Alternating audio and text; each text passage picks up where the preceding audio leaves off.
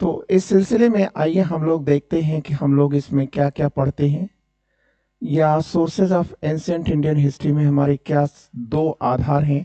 एक तो है लिटरेचर, मतलब साहित्य, और जो दूसरा पोर्शन आपके सामने आ रहा है वो है आर्कियोलॉजी या पुरातत्व विज्ञान। क्लियर? अब दूसरी चीज हमको याद रखना है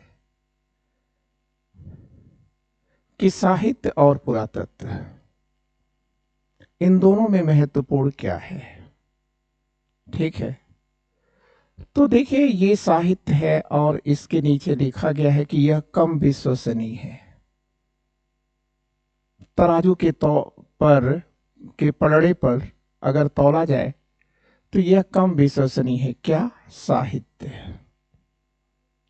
और जो पुरातत्व है ये अत्यधिक प्रमाणिक है। ठीक है, आप देखिए इस पिक्चर में दिखाया गया है कि प्राचीन जो भारतीय स्रोत हैं उसमें मूलतः आपको दो ही चीज बताया गया, एक तो साहित्य और दूसरा पुरातत्व। तो अब प्रश्न आता है कि साहित्य और पुरातत्व, इन दोनों में से हम सबसे ज्यादा महत्व किसको दें, या कौन प्रमाणिक है? तो यहां ये कहा जा रहा है कि तराजू के इस पलड़े पर अगर हम इसको, मतलब साहित्य को और पुरातत्व को रखें तो निश्चय ही साहित्य हल्का हो जाता है, इस पर विश्वास नहीं कर सकते। क्यों ऐसा है? क्यों आप विश्वास नहीं कर सकते? क्योंकि साहित्यकार ये होता क्या है? साहित्यकार एक व्यक्ति है। क्लियर? साहित्यकार एक व्यक्ति है ना? एक युग का है, एक देश का है, एक जाति का होगा, अगर देखा जाए तो किसी धर्म का होगा, किसी नस्ल का होगा। तो जाहिर सी बात है कि उसके अंदर अगर ये बातें हैं तो वह औरों से अपने आप को अलग सिद्ध करने की कोशिश करेगा। ठीक है, जाहिर सी बात है इस दृष्टिकोण से भी वह पक्षपातपूर्ण हो ही जाएगा, उसकी कलम चलेगी, निश्चय ही पक्षपात की ओर चलेगी। और यदि मान लीजिए कि उसका संरक्षक कोई राजा हो, रानी हो, और उसका पड़ोसी कोई दूसरा राजा और रानी है, और इस राजा और रानी के अंदर दोनों पड़ोसियों के बीच में झगड़े हैं, तो जाहिर सी बात है कि जो लेखक होंगे या साहित्यकार होंगे वो अपने अपने राजाओं की तारीफ में ही कसीदे गढ़ेंगे। ठीक है ना? तो ऐसी स्थिति में साहित्य प्रमाणित नहीं होते। एक और भी बात होती है कि साहित्य समय के साथ ये नष्ट भी हुए हैं। ठीक है, कुछ लुटेरों ने भी इस पर अटैक किया है, ठीक है, जला दिए गए हैं, सब कुछ हुआ है। तो ऐसी स्थिति में आप साहित्य पर बहुत ज्यादा विश्वास नहीं कर सकते। लेकिन पुरातत्व क्या है? तो आप कहेंगे कि सर वो एक अमर इबारत है, और ये जो अमर इबारत है इस पर कोई हेरफेर संभव नहीं है। ठीक है, और ऐसी स्थिति में हम पुरातत्व को ही सर्वाधिक महत्व देंगे। तो मुझे पूरा विश्वास है कि आपको ये चीज समझ में आ गया होगा। पिक्चराइज हमने कर दिया है और बड़ी मेहनत की गई है, इसलिए इस मेहनत का आप लाभ उठाएं। अब दूसरी जो बात हम आपसे करने जा रहे हैं वो ये है कि देखिए जो लिटरेचर्स होते हैं, साहित्य होते हैं, वह दो प्रकार के होते हैं। एक तो सेकुलर लिटरेचर होता है, सेकुलर जिसे आप कह सकते हैं कि धर्मनिरपेक्ष। अगर भारतीय संविधान की भाषा में बात करें तो पंथ निरपेक्ष, धर्म निरपेक्ष लिटरेचर है। इसमें धर्म की कोई बात नहीं की गई होती। तो ऐसे लिटरेचर से हमको जो सांस्कृतिक विषमताएं हैं, कल्चरल जो डाइवर्सिटी है, उसके बारे में बहुत कुछ जानकारी मिलती है। साथ ही साथ जो ये धर्म चल रहे होते हैं, उन धर्मों से जब ये अलग होकर के, न्यूट्रल होकर के, तटस्थ होकर के जब ये लेख लिखे जाते हैं, तो निश्चय ही तत्कालीन जो सामाजिक परिस्थिति होती है और धार्मिक जो सोच होती है, उसके बारे में भी जानकारी मिल ही जाती है। ठीक है, इसके बाद यूनिवर्सल जो थीम होती है, वो भी जानकारी यहाँ से मिलती है। ठीक है, क्लियर। तो अब सेकुलर लिटरेचर में अभी फिलहाल हम लोग कुछ नाम लिख लेते हैं, बाद में हम लोग इसकी व्याख्या और इसकी चर्चाएं करेंगे। जैसे हम इसमें नाम अगर रखें तो कौटिल्य का अर्थशास्त्र रख सकते हैं,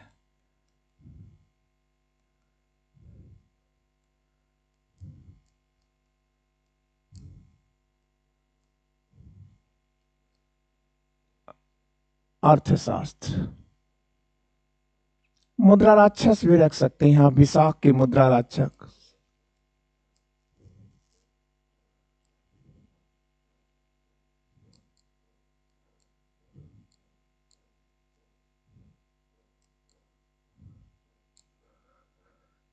क्लियर।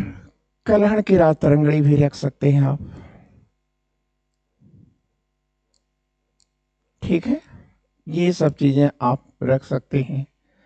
ठीक है, एक और किताब भी आप रख सकते हैं, कालिदास का एक नाटक है मालविकाग्निमित्रम,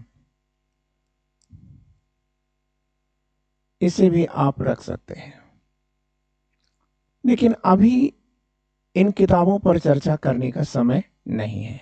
ठीक है, तो हमने आपके बीच में, आपको एक बार पुनः याद दिला दें कि अब तक हमने आपके बीच में क्या क्या चर्चाएं की हैं। तो ये बताया आपके बीच में कि देखिए, एंसेंट इंडियन हिस्ट्री को पढ़ने के हमारे पास दो आधार हैं। एक तो हम लिटरेचर या साहित्य का यूज करते हैं, दूसरा आर्कियोलॉजी या पुरातत्व का प्रयोग करते हैं। लेकिन फिर हमने आपसे कहा कि देखिए, अब अगर हम लिटरेचर की बातें करें तो लिटरेचर पर विश्वास कम किया जा सकता है। ठीक है, जबकि पुरातत्व पर आप विश्वास करने के लिए विवश हैं। क्यों इस पर विश्वास आप नहीं कर रहे हैं? तो ये कहा गया है कि हर साहित्यकार अपने युग का शिशु होता है और वह अपने संरक्षक से, अपने देश से, अपने काल से, अपनी जाति से, अपने धर्म से, अपने राजा और रानी से, ठीक है, वो प्रभावित होता है और वह प्रभाव उसके लेखन में दिखता है। जबकि ये कहा कि जो अभिलेख होते हैं, ये अभिलेख कभी भी हेर फेर नहीं किए जाते, ये अमर इबारतें होती हैं। इसलिए आप इसका प्रयोग कर सकते हैं इतिहास को जानने के लिए। लेकिन अब सवाल इस बात का है कि क्या अकेले एक से लिखा जा सकता है? नहीं, अकेले एक से लिखने से सौंदर्य का कमी होगी, क्योंकि इसमें मान लीजिए कि कमियां तो हैं, लेकिन इन कमियों को अगर हम बुद्धि के साथ पढ़ें और इस लेख से तुलना कर दें या इस पुरातत्व से तुलना कर दें, तो हमें सत्य को जानना आसान हो जाएगा। ठीक है, मतलब हमें सजग होकर के इतिहास का निर्धारण करना होगा। ठीक है, अब हमने आपसे कहा कि लिटरेचर्स में भी हम दो प्रकार के लिटरेचर की बात करेंगे।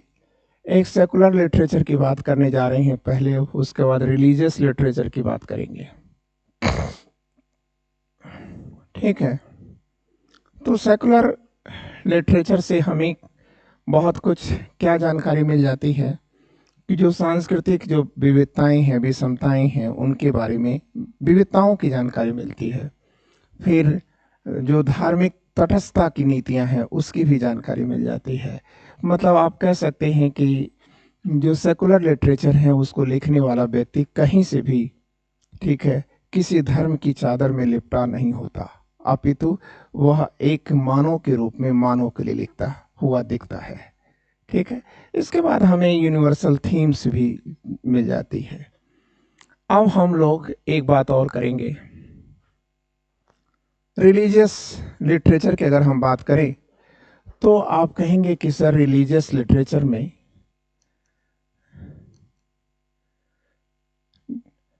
क्या क्या होता है, कि आप ये कहेंगे कि सर हर अपने धर्म के नए तत्व होते हैं। ठीक है, हर धर्म के अपनी पवित्र धर्म ग्रंथ होते हैं। ठीक है, और हर धर्म की अपने मान्यताएं होती हैं, और इन मान्यताओं को लेकर के ये लिखे जाते हैं, और इसी का परिणाम ये होता है कि हमें समाज में, ठीक है, अनेक कटुता दिखती है, और इसी कटुता का समाधान करने के लिए समय समय पर कभी बुद्ध आए हैं, तो कभी महावीर स्वामी आए हैं, तो कभी अशोक का धाम आया है। ठीक है, अब एक चीज हम देखेंगे कि जो हमारे पास धार्मिक ग्रंथ हैं, उन धार्मिक ग्रंथों में कौन कौन से धार्मिक ग्रंथ हैं। तो सबसे पहले तो देखिए वेद आता है।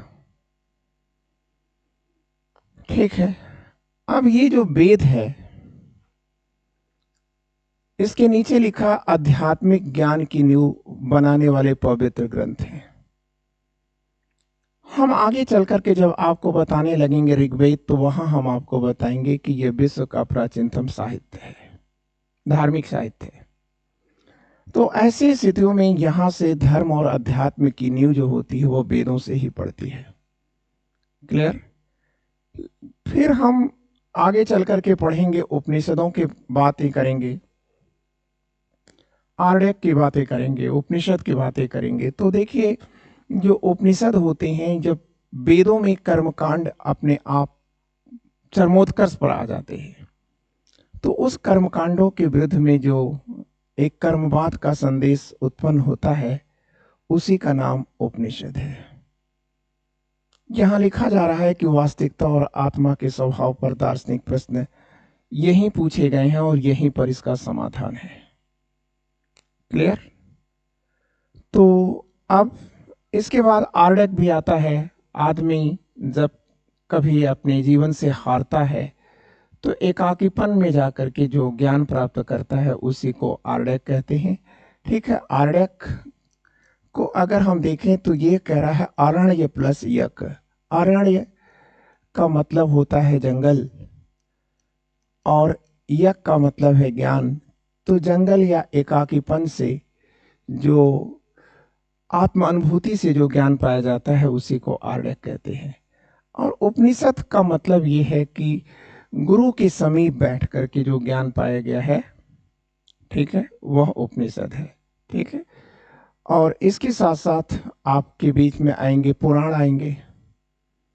पुराणों पे हम लोग चर्चा करेंगे आगे चल करके कि पुराण हमारे 18 हैं, और ये पुरानी व्याख्याएं हैं। पुराण का मतलब है पुरा प्लस यण। तो पुरा का मतलब है प्राचीन, और यण का मतलब है व्याख्या। तो प्राचीन व्याख्या, किसकी प्राचीन व्याख्या है? तो आप कहेंगे कि सर प्राचीन राजवंशों की सांस्कृतिक और ऐतिहासिक ज्ञान को संरक्षित करने वाली कहानियां हैं, जिसके द्वारा हमको जानकारी मिलती है। ठीक है, और इसमें आपसे एक चीज याद रखने की जरूरत है, वैसे आगे चल करके बताया जाएगा। मत्स्य पुराण आपको जरूर याद रखना होगा, क्योंकि यही सबसे पुराना पुराण है, और इससे सातवाहनों के बारे में पूरी जानकारी मिलती है। इसके साथ साथ 2 महाकाव्य भी हैं, एक रामायण है और दूसरा महाभारत है। जिसमें रामायण ये आदि महाकाव्य माना जाता है, और ये वाल्मीकि की रचना है। ठीक है, और वीरता, भक्ति और नैतिक मूल्यों को रामायण में कहानी के माध्यम से दिखाया गया है। ठीक है, और ठीक इसी प्रकार महाभारत आता है।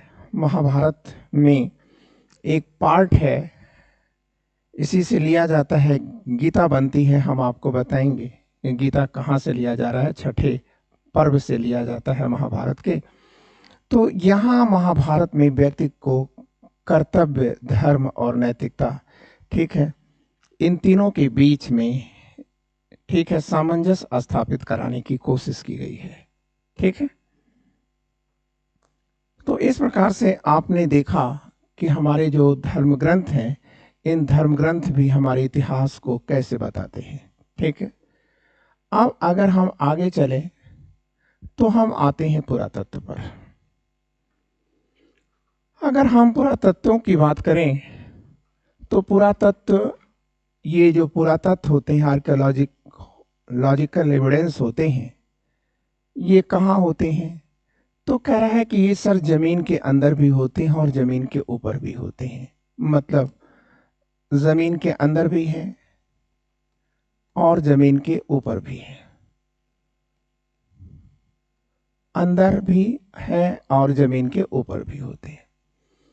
तो फिर हम इनकी खुदाई करते हैं, खुदाई करने के बाद फिर इनको प्राप्त कर लेते हैं। प्राप्त करने के बाद ये जो हम खोज होती है उसका विश्लेषण करते हैं और विश्लेषण के बाद जानकारी प्राप्त करते हैं। क्या जानकारी प्राप्त करते हैं? ठीक है, ऐतिहासिक जानकारी प्राप्त करते हैं, ऐतिहासिक सूझबूझ का विकास करते हैं। ठीक है, क्लियर? तो ये चीज़ें आपको याद रखना होगा। और भारतीय जो आर्कियोलॉजिकल सर्वे ऑफ इंडिया है, इसके जनक अलेक्जेंडर कनिंघम है।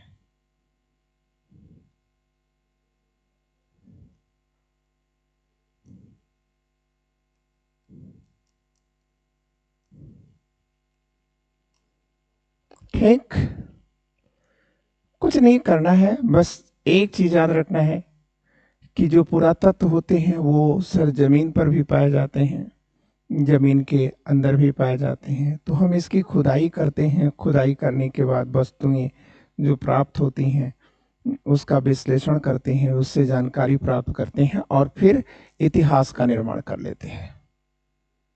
क्लियर? इसके साथ साथ आपको एक चीज और होना चाहिए। देखिए, आप बार बार पढ़ते होंगे, ठीक है, मिट्टी के बर्तन, मिट्टी के बर्तनों के बारे में पढ़ते होंगे। तो देखिए, ये जो मिट्टी के बर्तन हैं या मृदभांड है, मड पॉट है, इसका क्या महत्व है? क्यों आप पढ़ते हैं? इसको पढ़ने का कारण क्या है? तो पहली चीज, इससे आपको, ठीक है, परिस्थितिकी पहलू की जानकारी मिलती है। फिर इसका क्या यूज रहा है, फिर इसमें किस कला का प्रयोग किया गया है, फिर इनकी संस्कृतियां क्या रही हैं, ठीक है, ये सब की जानकारी यहां से मिलती है आपको। ठीक है, क्लियर? लेकिन पहली बात आप याद रखिएगा कि पहला मिट्टी का बर्तन यह मध्य पाषाण युग का है, मध्य पाषाण युग का है। अब आप ये सोचते होंगे कि सर हमने तो पढ़ा था कि नव पाषाण युग में है। ठीक है, नहीं, आप ये कह सकते हैं कि मिट्टी का पहला बर्तन ये मध्य पाषाण युग का है, लेकिन चाक पर मिट्टी का पहला बर्तन नव पाषाण युग में बना है। नव पाषाण युग में ये चाक पर मिट्टी के बर्तन का निर्माण किया गया है। ठीक है, अब जाहिर सी बात है कि अगर हम देखें तो इस मिट्टी के बर्तनों से भी हमको क्या होगा? ठीक है, एक चीज हो जाएगी कि उनकी कला की स्थिति क्या थी, वो कितने अच्छे कला के मर्मज्ञ थे। ठीक है, इसके साथ साथ इनके कल्चर की भी जानकारी हो जाती है और यह पॉट को कैसा शेप देते थे, ठीक है, अपने हाथों से कितनी सौंदर्य का प्रदर्शन करते थे, इसकी भी जानकारी हमें मिल जाती है। अब आप याद रखेंगे तो जो इंडस वैली सिविलाइजेशन के मिट्टी के बर्तन हैं, ठीक है, वह पिंक है, गुलाबी है और उस पर काले रंग से चित्रकारी की गई है।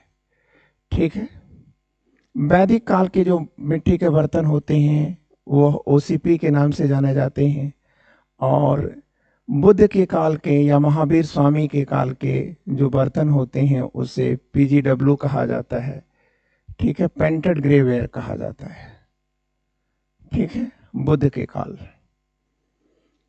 या आप कह सकते हैं उत्तर वैदिक काल के मिट्टी के बर्तनों को भी, ठीक है, पीजीडब्ल्यू के नाम से जाना जाता है। लेकिन मौर्य काल के जो बर्तन होते हैं उनको NBPW के नाम से जाना जाता है, नॉर्दर्न ब्लैक पॉलिश्ड वेयर के नाम से जाना जाता है। क्लियर? और अब इसके बाद आपको एक और चीजें याद करना है, और वो है ये देखिए, अभिलेख क्या होते हैं, अंडरस्टैंडिंग इंस्क्रिप्शन।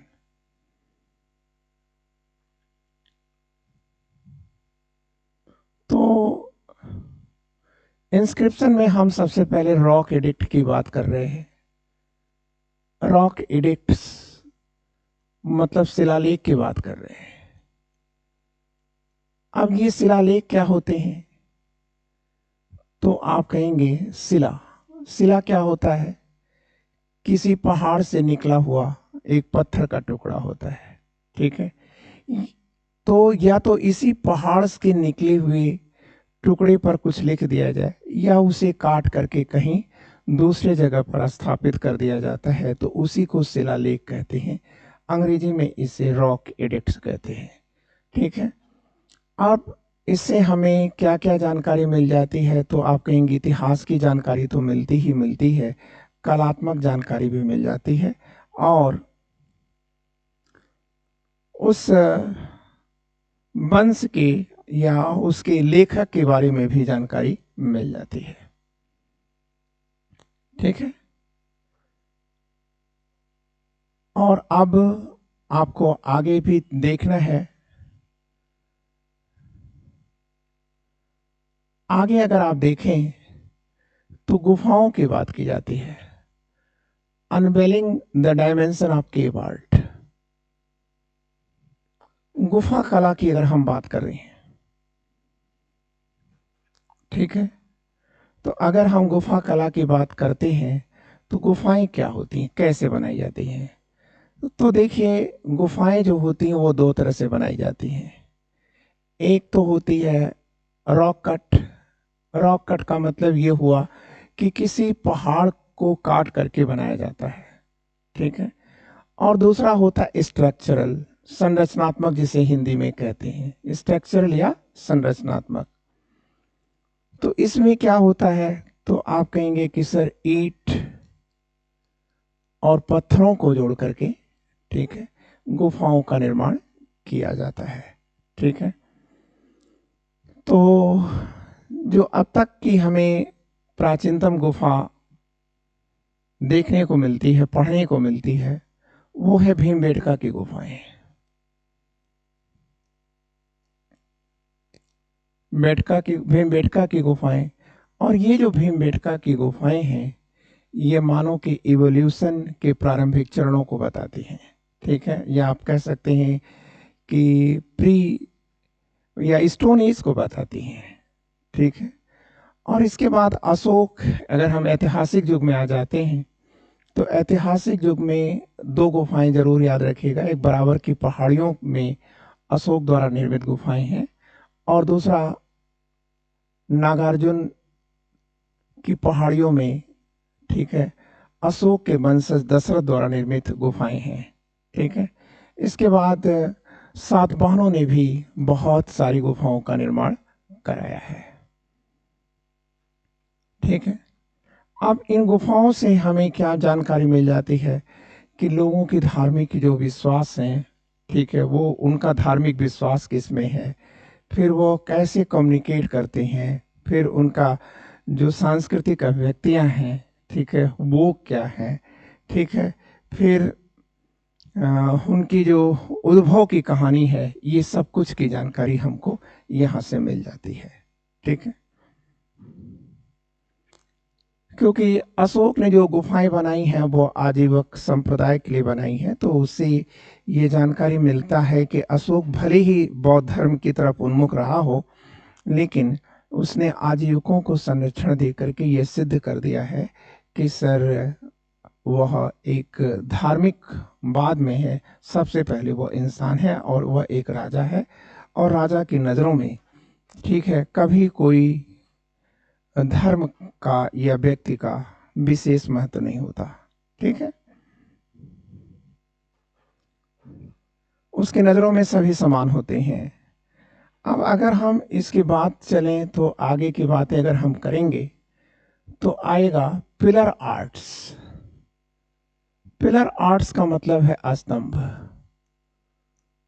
ठीक है, स्तंभ कला की जानकारी मिलती है। तो जो स्तंभ है हमारे बीच में, ठीक है, तो ये आप स्तंभ देख रहे हैं, ये अशोक का, ठीक है, ये अभिलेख है, सारनाथ अभिलेख है जिसे दिखाया जा रहा है। अब इससे क्या क्या जानकारी आपको मिल जाती है? ठीक है, पहली चीज कि जो स्तंभ निर्मित किए जाते हैं उनका रिसोर्सेज क्या है। तो अगर हम अशोक के स्तंभों के रिसोर्सेज का अध्ययन करें तो ये पाएंगे कि अशोक के जो स्तंभ हैं वो दो प्रकार के पत्थरों से बने हैं।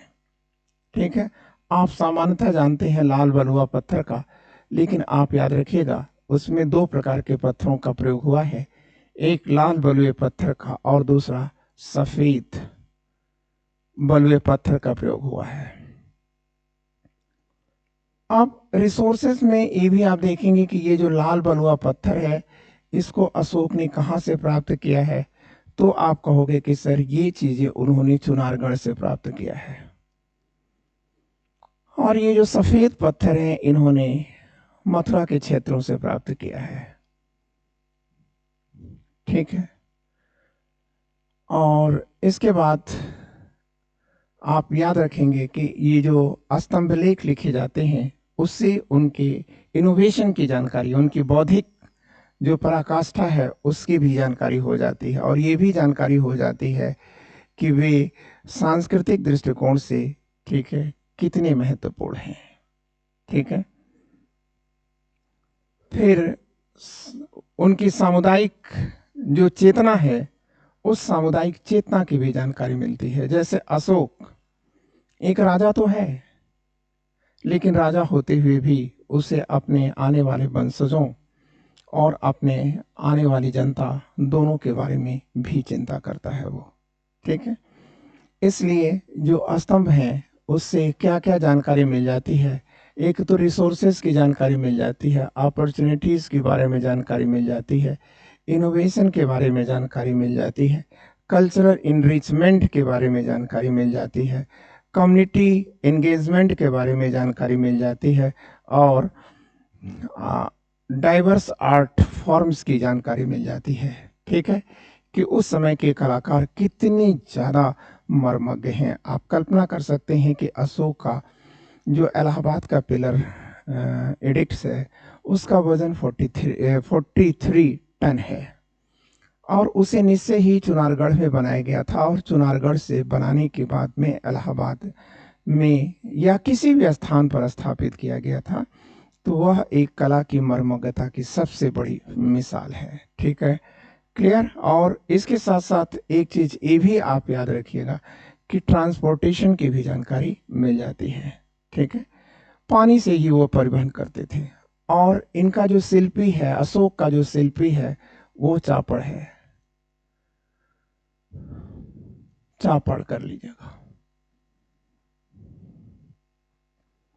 अब इसके बाद अगर हम अगली बातें करेंगे तो अगली बातें हम आपसे करने जा रहे हैं कि देखिए जो कुछ मूर्ति लेख होते हैं, मतलब मूर्ति लेख, या आप कह सकते हैं कि आइडल राइटिंग की बातें हम कर सकते हैं। ठीक है, तो देखिए मूर्तियों पर लिखा गया लेख, ठीक है, मूर्ति लेख। तो आप अगर आप देखें तो ये देवगढ़ के 10 अवतार मंदिर का एक चित्र दिखाया जा रहा है। मूर्ति दिखाई जा रही है जिसमें विष्णु समुद्र के बीच सोए हुए हैं और लक्ष्मी उनके पैर को दबा रही हैं। इसका मतलब ये है कि यहाँ पर मौन रूप से संदेश दिया जा रहा है कि विष्णु और लक्ष्मी के बीच में पति और पत्नी का संबंध है। ठीक है, क्लियर। और यहाँ पर आप देखेंगे कि इन मूर्तियों से कल्चर की आपको जानकारी मिल जाती है। फिर आपको आध्यात्मिक जो विशेषताएं हैं उनकी जानकारी मिल जाती है। फिर कलात्मक जो तकनीकियां हैं उसकी भी जानकारी आपको यहां से मिल जाती है।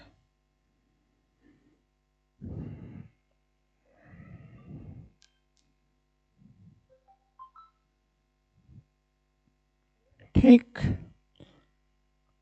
और अब हम आगे अगर बढ़ेंगे तो एक चीज देखेंगे और वो है सिक्के। तो अगर हम सिक्कों को देखें तो ये आप देख रहे हैं कि एक सिक्का बना हुआ है, सिक्का दिख रहा है आपको। और ये जो सिक्का है ये किसका प्रतीक है? तो पहली चीज आप याद रखिएगा, सिक्के अगर जमीन में गड़े हैं, ठीक है, तो ये सिद्ध करता है कि समाज में अशांति थी। लोग चोर डकैतों से अपनी प्रॉपर्टी को बचाने के लिए उसे जमीन में गाड़ते थे। ठीक है। दूसरी बात यह है कि सिक्कों का दूर दराज के स्थानों से पाया जाना यह सिद्ध करता है कि व्यापार और व्यवसाय की स्थिति क्या थी। ठीक है, क्लियर। और उसका ऐतिहासिक महत्व इसलिए हो जाता है क्योंकि इस सिक्के को किसने जारी किया है, इससे उस राजा और रानी की, ठीक है, ऐतिहासिकता की पुष्टि तो होती ही होती है, उसकी आर्थिक जो भूमिका है इसकी भी पुष्टि हो जाती है कि वह कितना ज्यादा संपत्तिशाली है। ठीक है। और सांस्कृतिक प्रतिनिधित्व की जानकारी तो के साथ साथ यहाँ पर कलात्मक डिजाइन की भी जानकारी हो जाती है। ठीक है। अब यहां हमें कुछ चीजें याद रखने की जरूरत है। क्या याद रखने की जरूरत है? पहली बात तो हमको ये याद रखना है कि भारत में जो प्राचीनतम सिक्का है वो कारसारपण है। कारसारपण है, एक बात तो आपने ये याद रखा।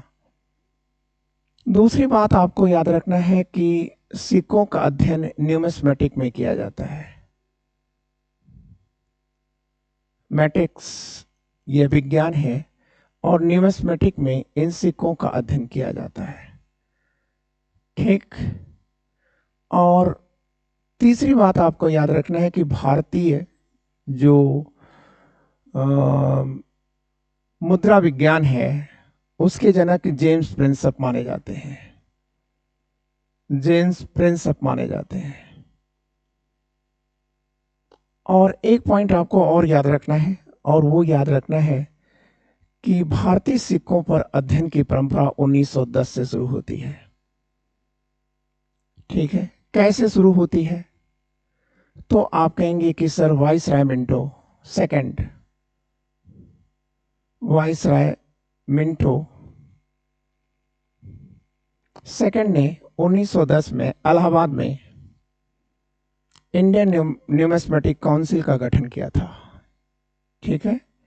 इंडियन न्यूमिस्मेटिक काउंसिल नाम की एक संस्था की स्थापना की थी और यही संस्था जो है सिक्कों का अध्ययन करती है। ठीक। दूसरी बात जो आपके लिए महत्वपूर्ण है वो ये है कि सिक्कों को पंचमार्क नाम किसने दिया है? तो आप याद रखेंगे सिक्कों को पंचमार्क नाम जेम्स प्रिंसप ने दिया है। और जो चौथी बात आपको याद रखनी है वो ये याद रखना है, क्लियर, कि इसका हिंदी रूपांतरण आहत मुद्रा यह वासुदेव शरण अग्रवाल ने किया है। आहत मुद्रा नाम किसने दिया है? वासुदेव शरण अग्रवाल ने दिया है। और अगली बात जो महत्वपूर्ण है वो आपको ये याद रखना है कि देखिए, इन सिक्कों पर कोई लेख नहीं है, इन सिक्कों पर कोई लेख नहीं है, परंतु आकृतियां जरूर खुदी हैं। ये आकृतियां किसकी किसकी खुदी हुई हैं? तो आप कहोगे कि सर इस पर स्वास्तिक का है, स्वास्तिक का चिन्ह खुदा है, फिर इस पर चांद का है, चांद का आकृति खुदी है, फिर इस पर बिच्छू का भी है, ठीक है, क्लियर। फिर पर्वतों की भी इस पर आकृति बनी है, ठीक है। और इसके बाद एक पॉइंट आपको और भी याद रखना है, भारत में सिक्कों को जारी करने की प्रक्रिया तो आप देख रहे हैं कि बहुत पहले शुरू हो चुकी थी, बुद्ध काल में। लेकिन जो गोल्ड कॉइन्स हैं, सोने के जो सिक्के हैं, इसको जारी करने की प्रक्रिया इंडो ग्रीक्स ने या हिंदी यवन ने किया है, हिंदी यवन ने किया है,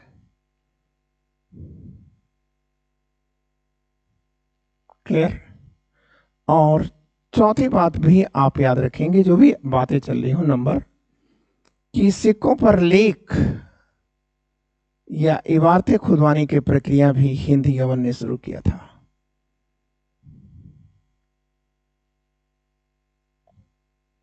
और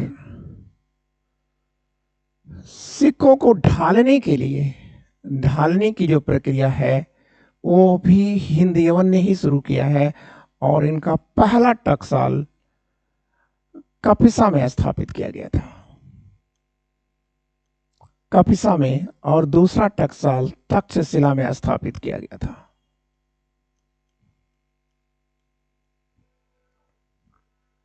ये हिंदी यवन के सिक्के हैं, क्लियर। और अब बात आती है सिक्कों पर डेट, सिक्कों पर तिथियां।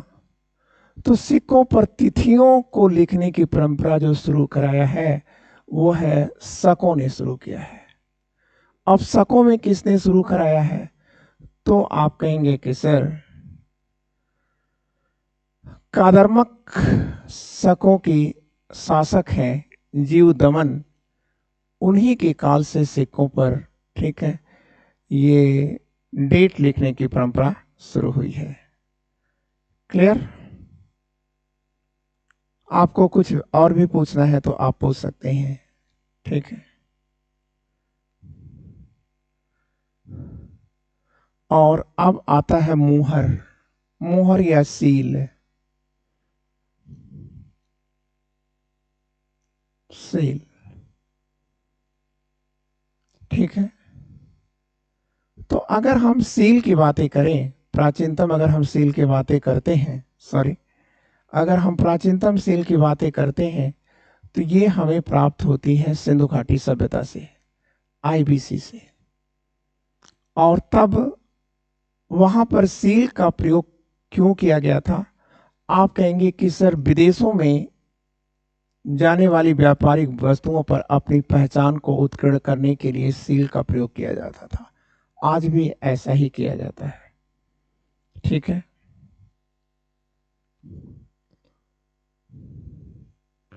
तो आप कह रहे हैं कि देखिए जो एक मोहर होती है, ठीक है, पहली चीज तो आप याद रखेंगे कि मोहर को बनाने के लिए आईबीसी के लोगों ने सेलखड़ी का यूज किया है। और मोहरों पर होता क्या है, पाठ होते हैं, मतलब कुछ लिखा गया होता है या कुछ चित्र बने होते हैं, ठीक है, या प्रतीक बने होते हैं, क्लियर।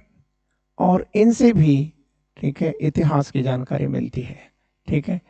क्यों कि अगर आईबीसी की एक मोहर है जिस पर मातृ देवी की आकृति खुदी हुई है, अर्थात शीर्षासन में खड़ी हुई एक स्त्री की आकृति है, ठीक है, और अगर ये मोहर लगी हुई वस्तुएं कहीं पर पाई जाती हैं, किसी देश में या किसी स्थान पर पाई जाती हैं, तो ये सिद्ध होता है कि ये सिंधु घाटी सभ्यता से चल करके ही यहाँ आई हैं, जो व्यापारिक दशाओं का प्रतीक है, ठीक है।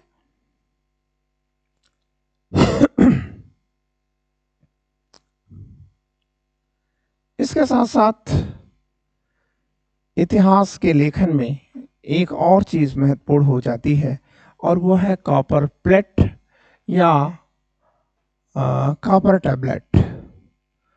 तो जो ताम्रपत्र होते हैं, ये ताम्रपत्र कहाँ लिखे जाते थे, क्यों जारी किए जाते थे?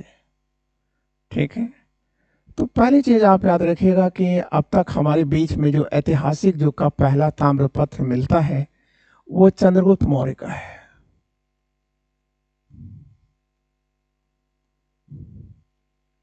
और यह सोहगौरा से प्राप्त होता है।